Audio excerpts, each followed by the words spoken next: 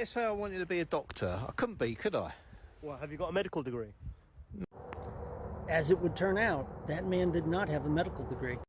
That clip is another fantastic example of that phenomenon I was talking about of conservatives not experiencing language the same way you and I are. White Britons with the time, ability, and inclination have no problem becoming doctors. That man admits that he dropped out of school when he was in 9th grade and that he never even tried to become a doctor, and yet he is out there in the street with his whole chest and both titties blaming this amorphous and ambiguous concept of immigration on why he is not a doctor right now. It is not true that doctors immigrating to the UK from abroad was the reason that man never made it to 10th grade.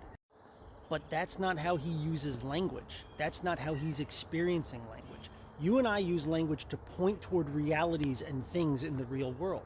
He uses language to express his emotions and his perception of the world.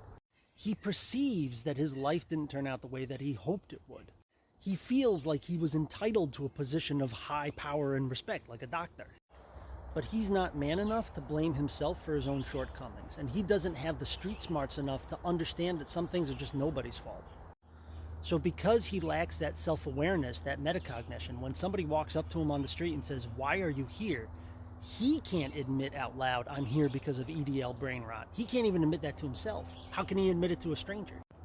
So he tries to dress up his feelings as a bunch of facts. He tries to jam this square peg through a round hole, and all that comes out is, "I never could do the thing I would have never done in the first place and couldn't have ever done and didn't want to ever do, and it's somebody else's fault."